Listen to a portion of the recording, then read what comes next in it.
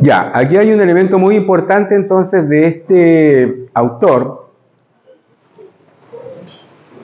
y es que busca vincular la fe con la historia. Y por eso que elabora este programa de historia de la salvación. La perspectiva histórica con la que Lucas reviste su obra es importante para su objetivo. Si no tuviéramos el relato de Lucas, sería en cierto modo anclar el acontecimiento Cristo. Anclarlo, con anclarlo se quiere decir fijarlo históricamente. ¿En qué momento de la historia sucedió? Ni Marcos ni Juan dan la más mínima pista sobre cuándo tuvo lugar la vida y ministerio de Cristo, salvo la referencia a Poncio Pilato y al sumo sacerdote Caifás. Ahí colocan dos elementos históricos. Mateo solo nos informa que Jesús nació en los días del rey Herodes, como aparece en Mateo 2:1. Bueno, ahí tenemos otro asunto que no sé si yo ya lo expliqué, pero lo voy a indicar de todas maneras. Si Jesús nació en los días del rey Herodes, y resulta que el rey Herodes reinó entre el 37 antes de Cristo al 4 antes de Cristo, entonces Jesús nació antes de Cristo. Sí, está clarito, no hay por dónde perderse. Claro, puede resultar un poco enredoso para nosotros. Lo que pasa es que quien fijó el calendario, en el calendario del nacimiento de Cristo, lo hizo en el siglo VI, por ahí, que fue un monje llamado Dionisio el Exiguo, y parece que como que le anduvo haciendo honor a su apellido porque se quedó un poco exiguo, se quedó un poco corto en la fecha, en el cálculo que hizo, y se equivocó como en 6 años. Jesús tiene que haber nacido por ahí el 6 antes de Cristo. Eso es lo que dicen los especialistas hoy en día. Además, porque está ese dato, que Jesús nació en tiempos del rey Herodes, de Herodes el Grande, y el rey Herodes se murió el 4 antes de Cristo, ¿ya? Y bueno, entonces por ahí hacen unos cálculos y dicen que alrededor del 6 antes de Cristo, y tiene que haber muerto Jesús el 30 después de Cristo, porque también se discutía qué año, ya, entonces se ha logrado determinar que el 30 después de Cristo, por lo tanto Jesús murió de unos 36 años, no de 33, unos 36 años tiene que haber tenido cuando murió. Bueno, en cambio, para Lucas, el cristianismo se ha convertido en un acontecimiento de la historia del mundo, en cambio, en relación con los otros evangelistas, con Marcos, con Juan, con Mateo. Para Lucas el cristianismo se ha convertido en un acontecimiento de la historia del mundo, pues relaciona la vida, ministerio y trayectoria de Jesús con la historia romana, lo relaciona con la historia romana, con la historia palestina y con la historia de la iglesia.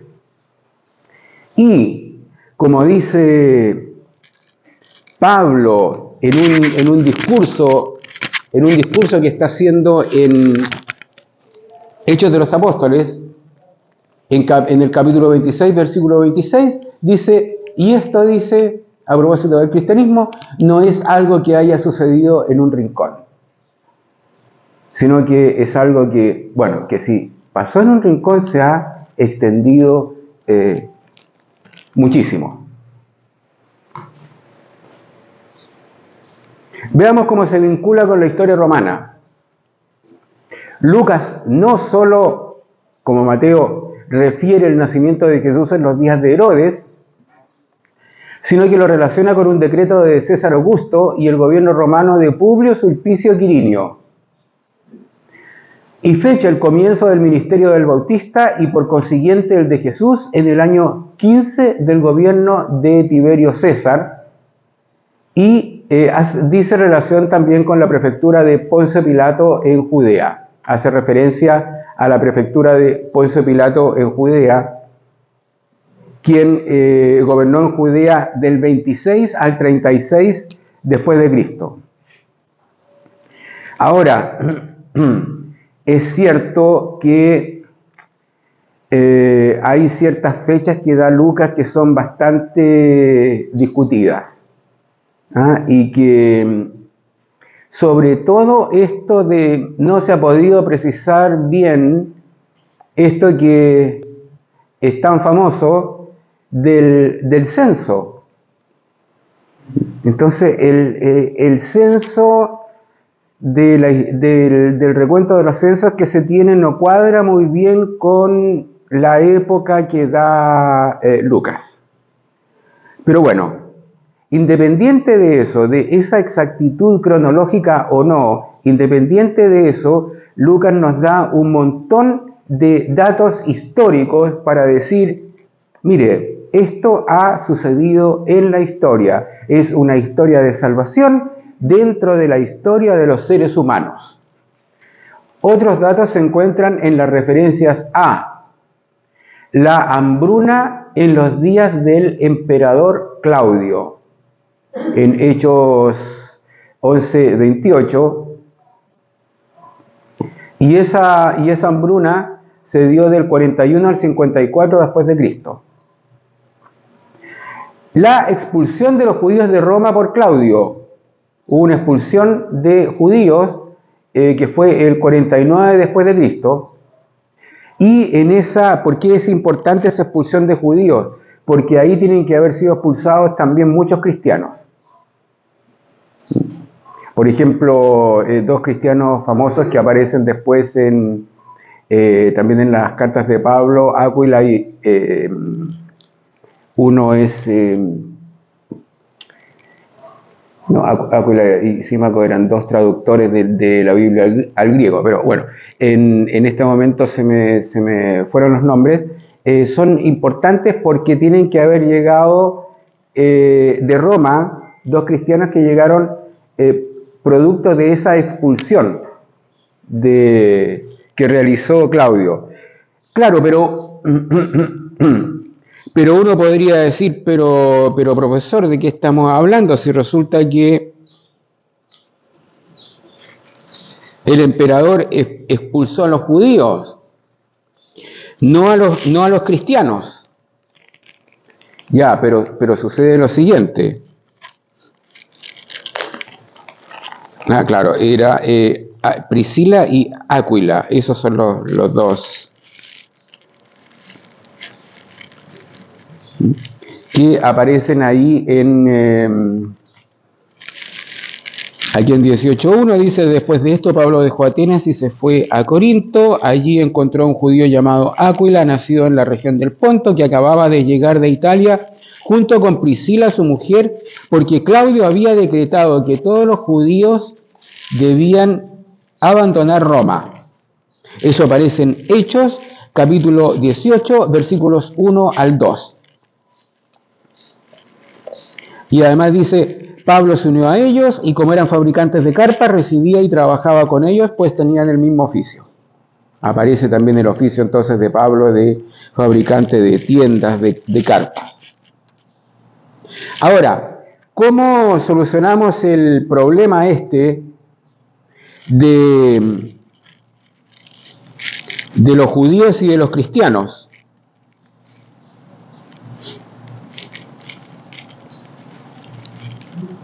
Para eso vamos al mismo capítulo de Hechos de los Apóstoles, estábamos en el 18, vamos a los versículos 12 y siguientes, que nos va a hablar del procónsul Galión. Cuando Galión era gobernador de Acaya, un territorio que aparecía en el mapa, cuando Galión era gobernador de Acaya, los judíos de común acuerdo tomaron a Pablo y lo condujeron al tribunal. diciendo: este hombre induce a la gente a dar a Dios un culto contrario a la ley. Pablo estaba por comenzar a hablar, estaba por comenzar a defenderse, cuando Galión dijo a los judíos: judíos, si se tratara de un crimen o de un delito, es razonable que yo les preste atención. Pero si es un problema de palabras, nombres y cuestiones referentes a su ley, referente a la ley de ustedes, véanlo ustedes, arréglenselas ustedes, porque ese es un lío que tienen ustedes entre ustedes. Yo no quiero ser juez de estas cosas. Y los expulsó del tribunal. O sea,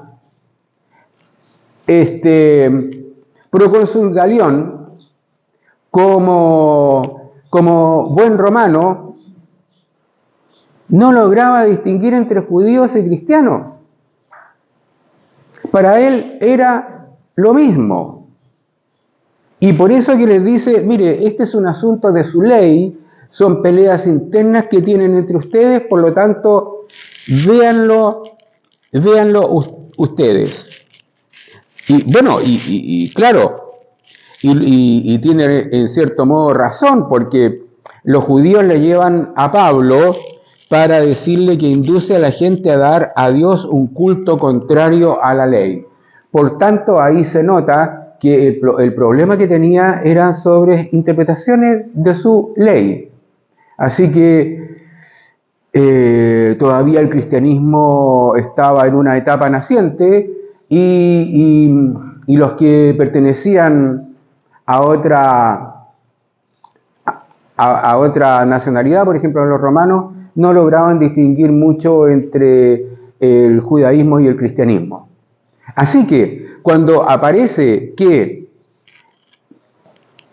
Claudio expulsó a los judíos de Roma, expulsó a judíos y cristianos, no se preocupó de preguntar cuáles eran las diferencias, sino que parecían más o menos todos los mismos y los expulsó a todos de Roma. Y entre ellos a Priscila y Aquila, entonces. Bueno, aparece, importante entonces que aparezca la fe cristiana en relación con elementos de la historia romana. También aparece en relación con elementos de la historia en Palestina, de la historia palestina. El nacimiento del Bautista es anunciado a su padre en los días de Herodes, rey de Judea, dice Lucas 1:5. A pesar, aquí está lo que yo había mencionado recién, a pesar de la incoherencia en las fechas que esto ocasiona con la mención del nacimiento de Jesús, que habría ocurrido solo unos meses más tarde, pero que Lucas lo data en tiempos de Augusto y Quirinio. Ahí hay un problema con ese famoso censo que no le han podido encontrar solución. Es clara la intención de situar el nacimiento de Jesús en la historia palestina. De igual modo, la llamada de Dios llega a Juan Bautista cuando Poncio Pilato era gobernador de Judea, como dice el Evangelio en el capítulo 3, versículo 1.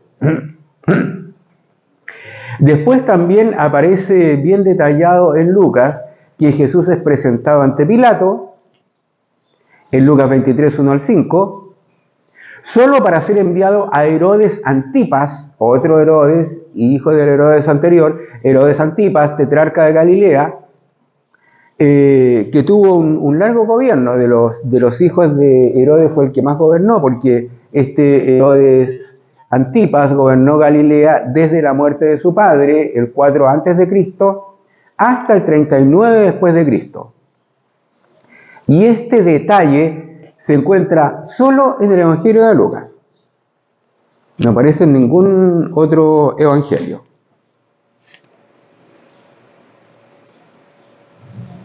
Seguimos con la historia palestina.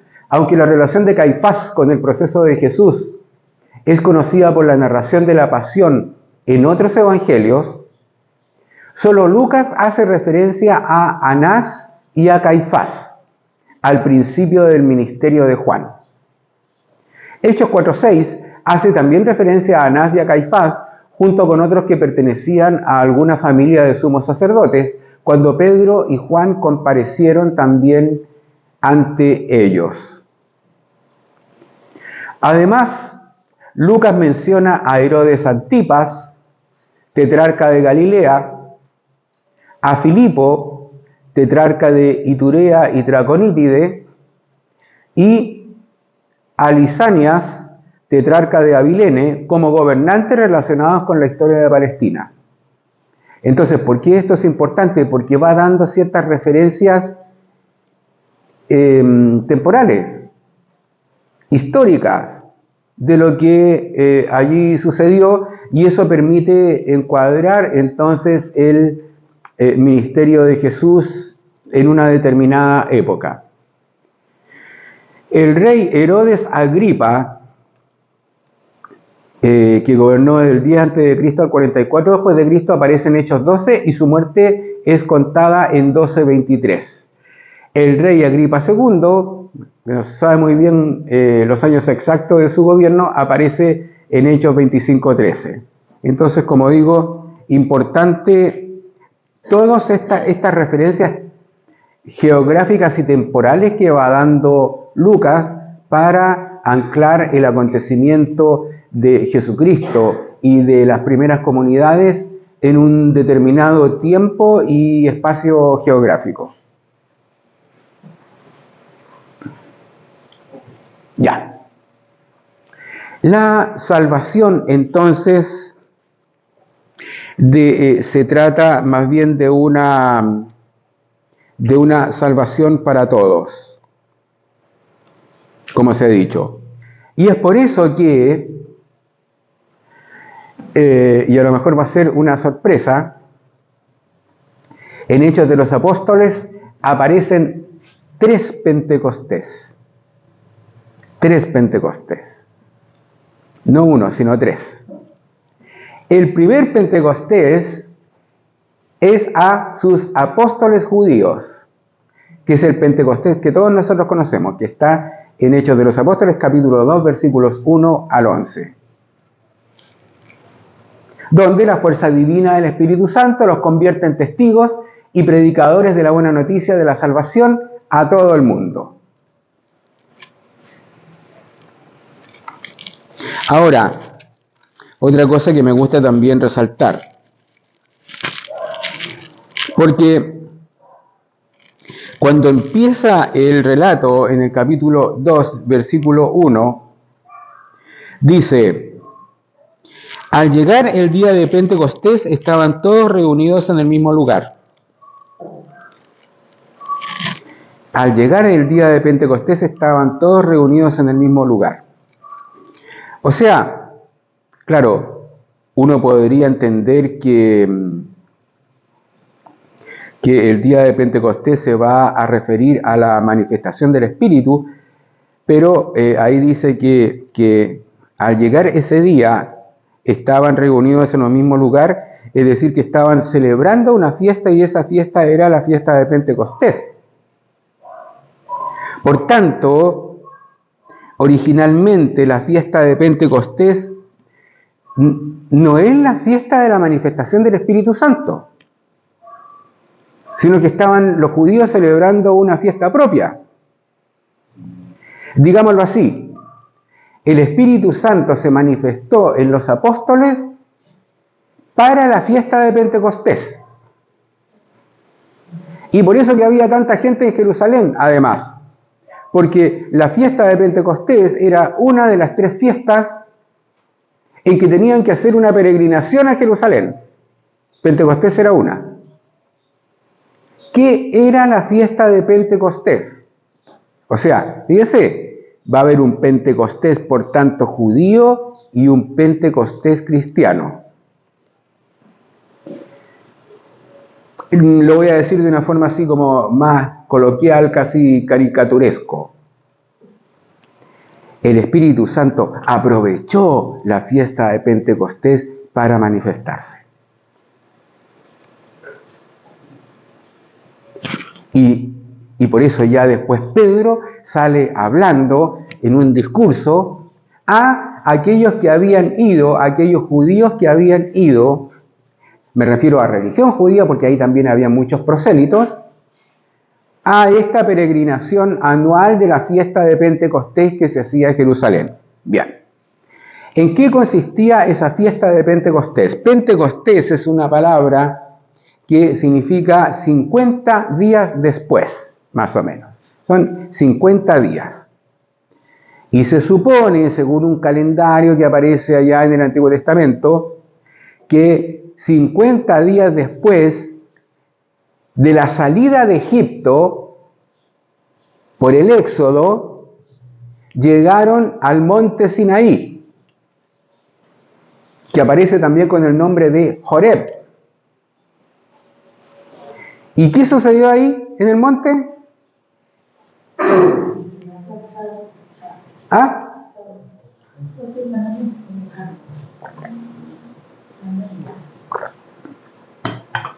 Las tablas de la ley, les entregan las tablas de la ley.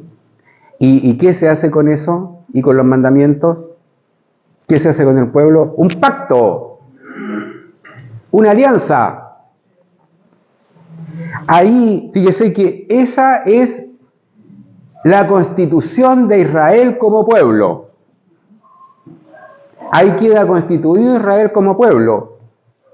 Y a propósito de constitución y de si la constitución sí o la constitución no, también tiene sentido porque quedan constituidos como pueblo. Forma parte de su ser pueblo el rendirle culto a Dios.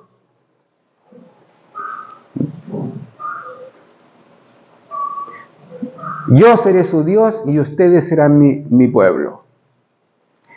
¿Y cuál es la constitución política del Estado, digámoslo así? Los 10 mandamientos. Y eso es lo que tienen que cumplir. Y eso es lo que tienen que realizar. Y eso, el pueblo de Israel lo celebra con mucha alegría porque fueron constituidos como pueblo en el Sinaí y Dios les entregó el don de la ley. Les entregó el regalo de la ley con la cual ellos quedaron constituidos como pueblo.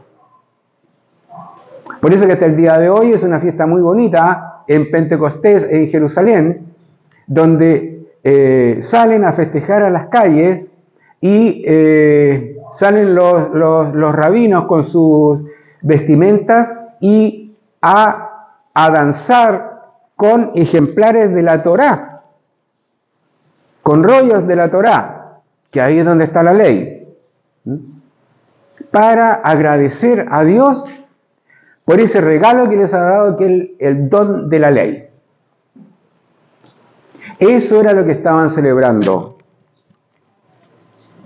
Cuando están reunidos los apóstoles y se les manifiesta entonces el Espíritu. Y comenzaron a hablar en diferentes idiomas según cómo el Espíritu les permitía expresarse. Y por eso que dice el versículo 5 y siguientes, en Jerusalén habitaban judíos piadosos de todos los pueblos del mundo. Judíos piadosos, esos judíos piadosos de todos los pueblos del mundo son los prosélitos, los que no siendo de nacionalidad judía, se hicieron de religión judía. Cuando se produjo este ruido, se reunió una multitud y todos quedaron asombrados, porque cada uno les oía hablar en su propio idioma. Admirados y sorprendidos decían, ¿acaso no son galileos todos estos que están hablando? ¿Cómo es que nosotros los oímos hablar en nuestro propio idioma? Claro, porque los galileos hablaban un dialecto levemente distinto a lo que se hablaba en Jerusalén. Los galileos que estaban al norte. Entre paréntesis, fácilmente se podía reconocer un galileo, justamente por su forma de hablar. ¿Cómo es que nosotros los oímos hablar en nuestro propio idioma? Y después habla de otros, partos, medos y elamitas, los que vivimos en Mesopotamia, Judea, Capadocia, Ponto y Asia, Frigia y Panfilia, Egipto y la zona de Libia que limita con Cirene, los peregrinos de Roma. Judíos y prosélitos, cretenses y árabes, les oímos decir en nuestros propios idiomas las grandezas de Dios. Todos estaban admirados y perplejos y se preguntaban unos a otros qué significa esto. Y después de eso va a venir el discurso de Pedro. ¿Por qué? Porque también de qué significa esto, en cambio algunos se burlaban y decían, estos han tomado demasiado vino. Creyeron que andaban arriba de la pelota. Y Pedro respondió con un argumento que aquí no funciona. Porque dice, estos hombres no están ebrios como ustedes suponen, ya que apenas son las 9 de la mañana. No, aquí no habría servido, ¿cierto? Porque aquí ¿qué le hace que sea las 9 de la mañana? Bueno, disculpen, pero es que es cierto.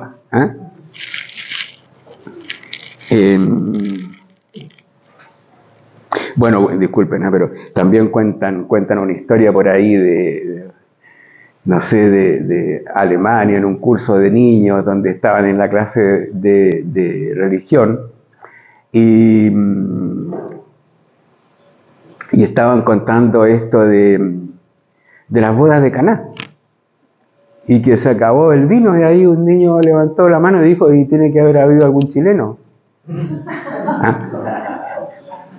Porque ¿cómo que se acabó? Bueno, anécdotas así, humor blanco.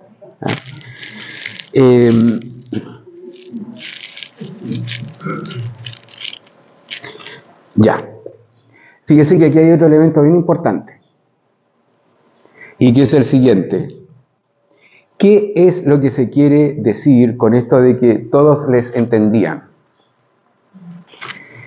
Lo siguiente, que la manifestación del Espíritu produce unidad. El Espíritu es un espíritu de unidad.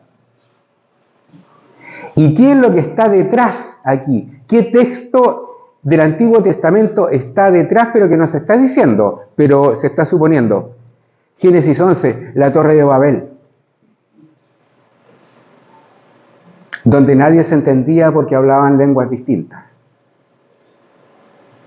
Entonces, y aquí se está hablando de que entonces esta manifestación del Espíritu para fortalecer a los testigos, para que transmitan la buena noticia de Jesús y el reino de Dios, tiene que producir el efecto completamente contrario a la Torre de Babel.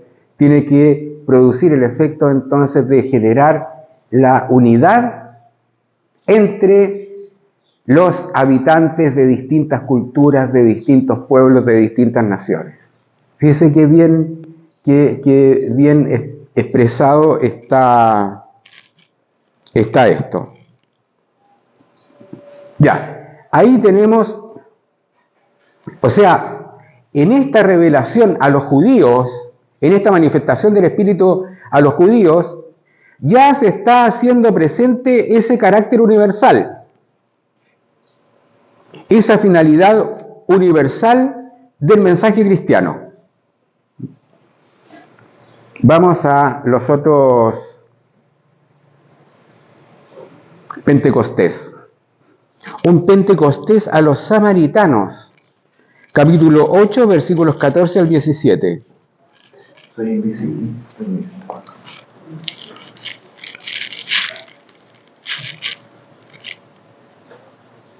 Cuando los apóstoles que estaban en que estaban en Jerusalén, oyeron que Samaria había aceptado la palabra de Dios, les enviaron a Pedro y Juan. Estos fueron y oraron por ellos para que recibieran el Espíritu Santo, porque todavía no había descendido sobre ninguno de los samaritanos, ya que solo estaban bautizados en el nombre del Señor Jesús. Entonces les impusieron las manos y recibieron el Espíritu Santo. A eso se le ha llamado el Pentecostés samaritano. Como el Espíritu Santo, entonces, por la imposición de las manos, desciende sobre los habitantes, sobre los creyentes de Samaria.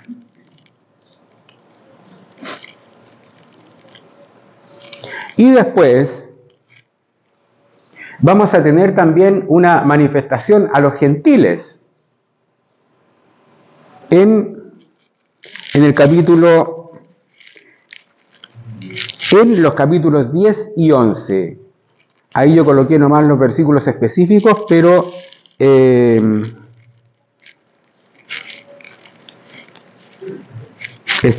están los capítulos 10 y 11, donde, bueno, ahora se los voy a explicar un poquito, que son tremendamente importantes justamente para estos conflictos que se estaban dando al principio, entre estas distintas tendencias al interior del cristianismo. Y esa es una de las cosas que costó mucho al principio y que produjo un gran escándalo al interior del judaísmo, y que fue una cosa muy difícil, fue esto de compartir la mesa con paganos. Porque los judíos no podían hacer eso. No podían compartir la mesa con los paganos. Dentro de los mismos judíos tampoco podían compartir la mesa con pecadores públicos o con ciertas profesiones que se consideraban pecaminosas. Por ejemplo, con publicanos, que eran los que cobraban el impuesto para los romanos, eran los que cobraban el impuesto a los judíos para entregárselo a los romanos. Ellos eran considerados pecadores públicos, eran considerados traidores y todo eso. Entonces no podían compartir la mesa porque eso era considerado una falta, quedaban impuros. Entonces no era una cuestión de llegar y sentarse a comer con cualquiera. ¿Qué aparece a propósito del Evangelio de Lucas a este respecto en Lucas 15, que es el capítulo de los perdidos, lo llamo yo, porque aparece la oveja perdida, la moneda perdida y el hijo perdido, el hijo pródigo, el hijo perdido. Pero al principio dice lo siguiente: todos los cobradores de impuestos, publicanos, esos eran los cobradores de impuestos, todos los pecadores de impuestos, y todos los cobradores de impuestos y los pecadores se acercaban a Jesús para escucharlo. Los fariseos y los maestros de la ley murmuraban diciendo: este recibe a los pecadores, por Jesús, ¿y qué más? Y come con ellos. Este recibe a los pecadores y come con ellos. ¡Qué pecado! Si no se puede comer con pecadores, no se puede comer con extranjeros. Y resulta que esas divisiones el cristianismo las va a anular. Las va a anular.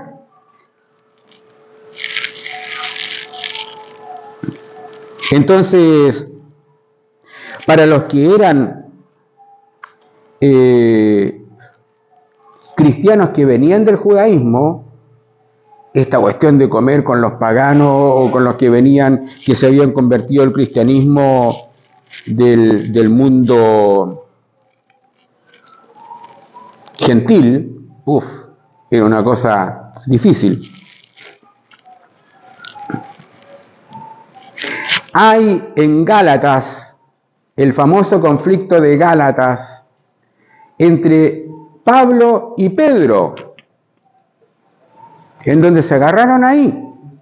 Y Pablo acusó a Pedro de una cuestión muy fea que se llama simulación.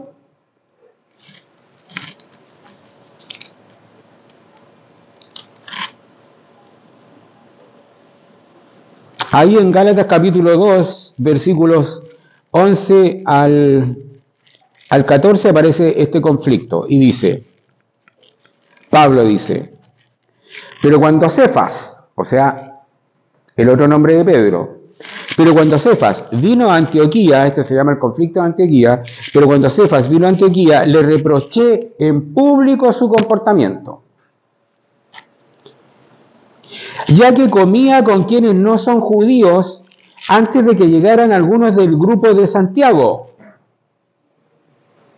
¿Quiénes eran los del grupo de Santiago? Santiago era el así llamado hermano de Jesús y era el que dirigía la comunidad cristiana en Jerusalén. Entonces, llegaron unos de la comunidad de Jerusalén, comunidad que aparece aquí que es tan importante, ¿cierto?, en Lucas. Llegaron algunos de la comunidad de Jerusalén y Pedro, que era bueno para compartir la mesa con los gentiles, ahí cuando llegaron los de Jerusalén, no compartió más. Y eso le echaba en cara Pablo, ya que comía con quienes no son judíos antes de que llegaran algunos del grupo de Santiago. Sin embargo, cuando llegaron los de este grupo, él se alejó y se apartó de los no judíos por miedo a los partidarios de la circuncisión. ¿Quiénes eran los partidarios de la circuncisión? Cristianos judíos, judeo-cristianos, que pensaban que la circuncisión era necesaria para poder ser cristiano, claro, porque ellos venían de la vertiente judía. Tampoco hay que culparlos demasiado por eso. Los demás judíos fingieron lo mismo que él, fíjese. Los demás judíos fingieron lo mismo que él y hasta el mismo Bernabé se dejó llevar por la hipocresía de ellos. Y cuando vi que no procedían en rectitud según la verdad del Evangelio, le dije a Cefas delante de todos. No, dice, no se lo mandé a decir con nadie. No, eso no dice. Dice, le dije a Cefas delante de todos, si tú que eres judío vives como pagano y no como judío, ¿por qué obligas a que se hagan judíos quienes no lo son? Fíjese el tremendo conflicto por esta cosa de ¿comeremos con ellos o no comeremos con ellos? Hoy en día para nosotros eso es natural. No tenemos ningún problema. Lo que entre paréntesis significa el tremendo aporte que hizo el cristianismo para considerar la igual dignidad de todos los seres humanos. Entonces, el otro que es de otra nacionalidad, también puedo sentarme a comer yo con él. También puedo sentarme a comer con los esclavos, que era una institución tan importante en aquel entonces, una institución social. O sea, desde esa perspectiva, lo que enseñó Jesús, lo que dijo e hizo, fue bastante revolucionario, porque iba en contra de costumbres muy establecidas en aquella época. Por eso, por poner otro ejemplo, por eso que el cristianismo ha tenido muy poco éxito en India. Que India es una sociedad a base de castas, en donde la casta superior es la casta de los brahmanes, y después van bajando en castas hasta la casta de los intocables. Olvídese que un brahman se va a juntar con un intocable. Y si resulta que en una comunidad católica un intocable es sacerdote y le toca ir a decir misa a una comunidad donde hay muchos brahmanes, los brahmanes por su fe irán a aceptar que el intocable sea el que preside la comunidad. Sí, puede que sí, pero porque la fe, su fe los ha transformado y ha hecho que se anulen esas barreras sociales que son prácticamente infranqueables. ¿Ya? Entonces, claro, entonces también tenemos que tomar conciencia de cómo el cristianismo a través de de los siglos ha sido un impulso para reconocer la igual dignidad de todos los seres humanos y para establecer relaciones más equitativas. Bueno, entonces,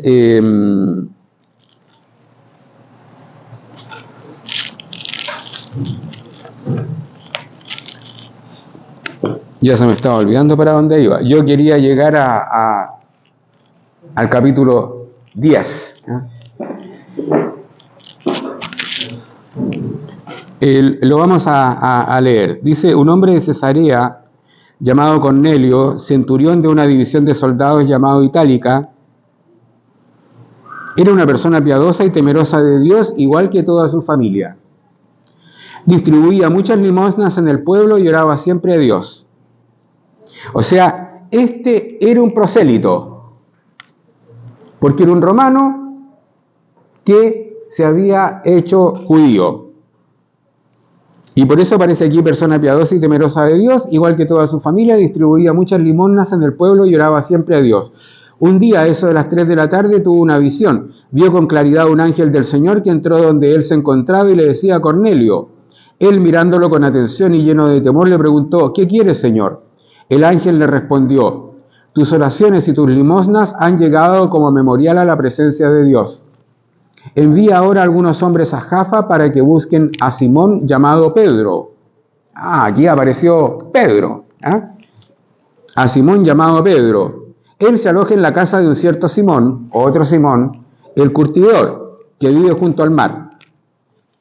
En cuanto se fue el ángel que había hablado con él, Cornelio llamó a 2 de sus servidores y a un soldado piadoso de los que estaban a su servicio. Y después de contarles todo lo sucedido, los envió a Jaffa. O sea, llamó a 2 de sus servidores y a un soldado piadoso. Con soldado piadoso está diciendo otro prosélito.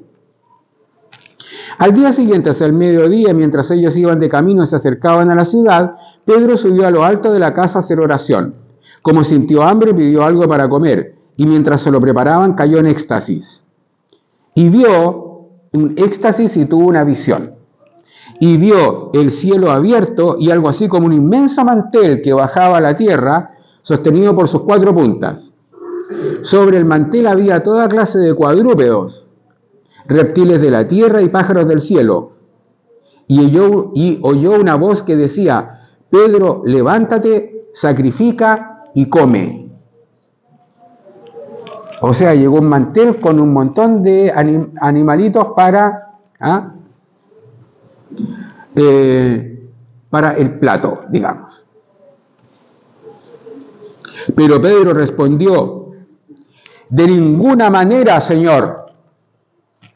Nunca he comido algo profano o impuro. ¿Ve? Las leyes, también habían leyes de pureza para comer, no solo de comer o no comer con este o con el otro, sino de qué comemos. Porque habían animales que eran impuros y eran considerados animales impuros y no los podían comer todos los de pezuña partida. Por ejemplo.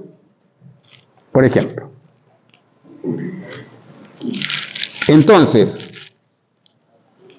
fíjese, aquí está apareciendo Pedro como un judío piadoso que sigue respetando las normas alimenticias que regían el judaísmo.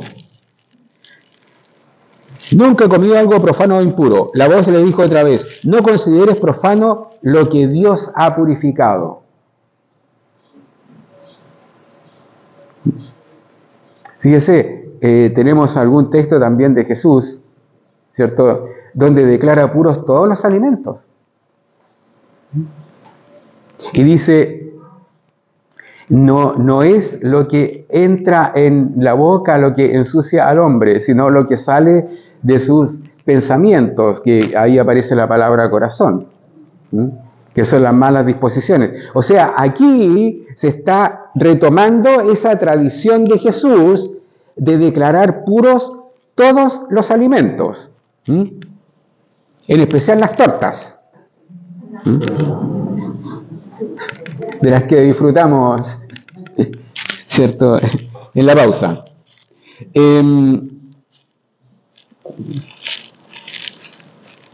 Y la voz le dijo otra vez: no consideres profano lo que Dios ha purificado. Esto se repitió 3 veces y enseguida el mantel fue elevado al cielo.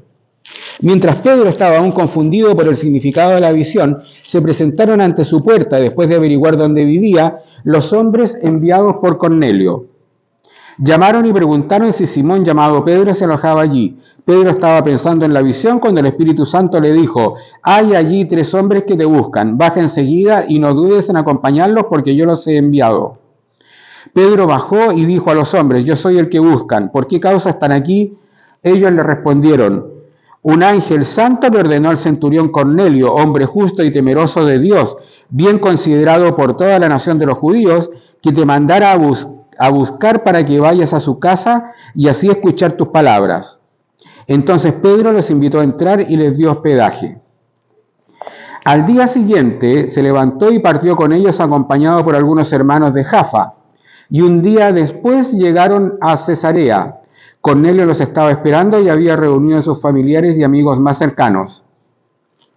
En el momento en que Pedro entraba, Cornelio se adelantó y se postró ante él. Pero Pedro lo levantó diciéndole: levántate, yo también soy un hombre. Entró Pedro conversando con él y al encontrar a muchos reunidos se dirigió a ellos y les dijo: ustedes saben que a un judío le está prohibido reunirse con extranjeros o visitarlos. Fíjense, pero Dios me ha mostrado que ningún hombre debe ser considerado impuro o manchado. Por ahí como que empezó a entender entonces la visión que tuvo. Por eso, cuando ustedes me invitaron, vine sin dudar. Quiero saber entonces para qué me mandaron llamar. Cornelio le respondió: hace 4 días, hacia las 3 de la tarde, estaba orando en mi casa cuando de pronto se presentó ante mí un hombre con vestido resplandeciente y me dijo: Cornelio, tus oraciones han llegado hasta Dios y tus limosnas están presentes ante Él. Manda a alguien a Jafa para que haga venir a Simón, llamado Pedro, que se hospede en la casa del curtidor Simón, junto al mar. De inmediato mandé que te fueran a buscar y tú hiciste bien en venir. Ahora, todos nosotros, en presencia de Dios, estamos dispuestos a escuchar lo que el Señor te haya mandado decirnos. Pedro tomó la palabra y dijo: en verdad comprendo que Dios no hace diferencia de personas. O sea, ese es un tremendo avance. Y que en cualquier nación el que lo teme y actúa con rectitud es agradable ante Él. Qué tremenda afirmación, porque dice que cualquier ser humano es agradable ante Dios si hace la voluntad de Dios, incluso no sabiendo que está haciendo la voluntad de Dios, porque es cualquier nación, cualquier cultura. Dios envió su palabra anunciando a los israelitas la buena noticia de la paz por medio de Jesucristo, que es el Señor de todos. Ustedes saben lo que sucedió en toda Judea, y aquí empieza lo que se llama un discurso querigmático. Ustedes saben lo que sucedió en toda Judea, comenzando por Galilea, después del bautismo que predicaba Juan. Dios ungió con el Espíritu Santo y poder a Jesús de Nazaret, que pasó haciendo el bien y sanando a todos los que estaban oprimidos por el diablo, porque Dios estaba con él. Fíjese, este Jesús de Nazaret que pasó haciendo el bien. Por eso que es buena noticia. Y sanando a todos los que estaban oprimidos por el diablo. La enfermedad se consideraba producida por el diablo. Entonces también era una opresión diabólica, porque Dios estaba con él. Nosotros somos testigos. Aquí aparece ya el testimonio, ¿cierto? Nosotros somos testigos de todo lo que hizo en la región de los judíos y en Jerusalén. Luego lo mataron colgándolo de un madero, pero Dios lo resucitó al 3er día y le concedió que se apareciera, no a todo el pueblo, sino a testigos elegidos de antemano por Dios, a nosotros que hemos comido y bebido con él después de su resurrección de entre los muertos. Y nos ordenó que predicáramos al pueblo y diéramos testimonio de que Él ha sido constituido por Dios como juez de vivos y muertos. Todos los profetas dan testimonio de Él diciendo que los que creen en Él reciben el perdón de los pecados por medio de su nombre. Todavía estaba diciendo estas cosas y llegamos al versículo 44. Todavía estaba Pedro diciendo estas cosas cuando el Espíritu Santo descendió sobre todos los que escuchaban la palabra, que era Cornelio, su familia y sus amigos más cercanos que había invitado a su casa para la llegada de Pedro. Todavía estaba diciendo estas cosas cuando el Espíritu Santo descendió sobre todos los que escuchaban la palabra. Los creyentes circuncidados que habían acompañado a Pedro se admiraron de que el don del Espíritu Santo se derramara también sobre los paganos. Claro, porque los paganos no estaban circuncidados, porque los oían hablar en diversas lenguas y proclamar las grandezas de Dios. Entonces Pedro dijo: ¿acaso alguien puede prohibir que se otorgue el agua del bautismo a estos que han recibido el Espíritu Santo al igual que nosotros? Y ordenó que los bautizaran en el nombre de Jesucristo. Luego le pidieron que se quedara con ellos algunos días. Y en el capítulo 11, porque aquí el capítulo 10 va de la mano con el capítulo 11 en el contenido, pero que ese no lo voy a leer, les voy a contar nomás de qué se trata. Dice: los apóstoles y los hermanos que estaban en Judea, le voy a leer un par de versículos nomás. Los apóstoles y hermanos que estaban en Judea oyeron que también los paganos habían recibido la palabra de Dios, de modo que cuando Pedro fue a Jerusalén, los partidarios de la circuncisión se lo reprochaban, diciéndole: entraste en casa de gente que no está circuncidada y comiste con ellos. Ese era el tremendo reproche, que entró en casa de impuros, de paganos, y comió con ellos. Entonces Pedro comenzó a explicarles punto por punto con estas palabras. Y en el capítulo 11 aparece entonces dando cuenta, digamos, a la iglesia de Jerusalén por qué había hecho esa barbaridad de entrar en casa de impuros, de paganos, y encima haber comido con ellos. Y ahí les cuenta la visión que tuvo, donde Dios en esa visión le revela la igual dignidad de todos los seres humanos, y de ahí les cuenta también cómo el Espíritu se manifestó a esos gentiles así que eran como despreciables y que ni siquiera estaban circuncidados. Y con eso, fíjese, ahí está también la genialidad de Lucas, de que coloca defendiendo el ingreso de los gentiles a la iglesia a Pedro, que es ese Pedro que le había dicho en la visión del Señor que él jamás había probado nada impuro.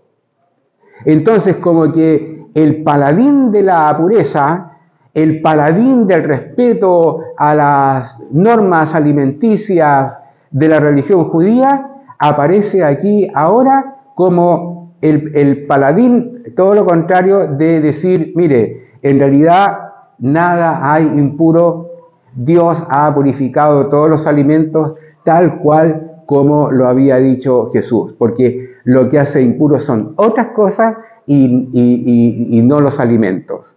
Y además aparece dando testimonio de cómo el Espíritu también se manifestó a ellos, tal cual, a los gentiles, tal cual como se había manifestado a los apóstoles judíos. No hay, por tanto, ninguna diferencia. Y con eso, por tanto, Pedro, que aparece diciendo esto tan importante, va creciendo la conciencia al interior de la iglesia de que cualquiera puede ser llamado, más que ingresar, porque no es como inscribirse en un partido político. Cualquier ser humano puede ser llamado por Dios para integrar este nuevo pueblo de Dios que es la iglesia fundada por Él. Bueno, y voy a terminar con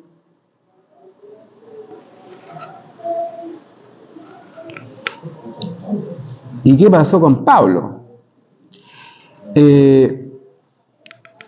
Claro, porque si uno va leyendo, a mí siempre me interesa subrayar mucho esto de la Sagrada Escritura, primero como literatura. Su primera dimensión es la dimensión literaria. Entonces, para entender bien lo que se quiere decir sobre Dios en la Sagrada Escritura, hay que darse cuenta primero de su dimensión literaria, es decir, de cómo está estructurado, de cuál es la lógica de la narración, cuáles son los personajes, cómo actúan, si aparecen con determinadas valoraciones, qué están diciendo, como las valoraciones que aparecían aquí. Y resulta que como obra literaria, les decía al principio que Hechos de los Apóstoles habla fundamentalmente sobre Pedro y sobre Pablo. Y sobre Pablo habla bastante más que sobre Pedro. Es decir, aproximadamente 2/3 del Hechos de los Apóstoles hablan sobre Pablo y 1/3 sobre Pedro. Y resulta que llegamos al final de Hechos de los Apóstoles, en el capítulo 28,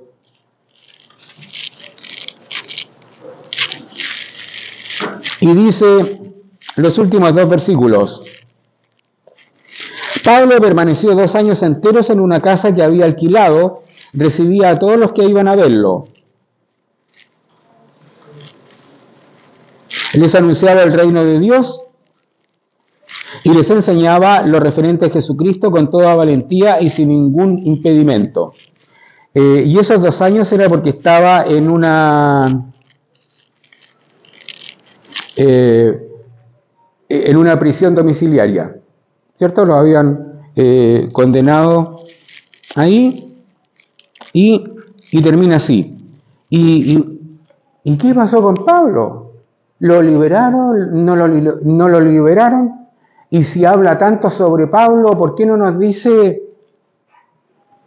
lo que pasó con Pablo? Y ahí quedamos sin saber qué fue lo que pasó. ¿Iría a España? ¿No iría a España? Porque en la carta a los Romanos capítulo 15 anuncia que va a ser un viaje evangelizador a España. No sabemos. Llega y termina ahí. ¿Por qué? Por una cuestión literaria también, porque no es la finalidad de Hechos de los Apóstoles escribir una biografía sobre Pablo. No es esa la intención, sino mostrar cómo el Espíritu Santo ha impulsado y guiado la predicación del Evangelio desde Jerusalén hasta los confines de la tierra. Y como explicaba antes, en ese momento los confines de la tierra era Roma, porque Roma era la capital del imperio, y siendo la capital del imperio, llegando a Roma, de ahí, por esta buena red de caminos, se podía seguir divulgando y esparciendo el Evangelio a todos los pueblos que estaban dominados por Roma, por el imperio romano. Hay una historia de salvación que empieza en Israel y continúa y se manifiesta sobre todo en Jesús. A ver, digámoslo así, hay una historia de salvación que empieza en Israel, Antiguo Testamento, que continúa y se manifiesta en Jesús, Evangelio de Lucas, y por el envío de sus discípulos, en la fuerza del Espíritu Santo, se extiende a todo el mundo, Hechos de los Apóstoles.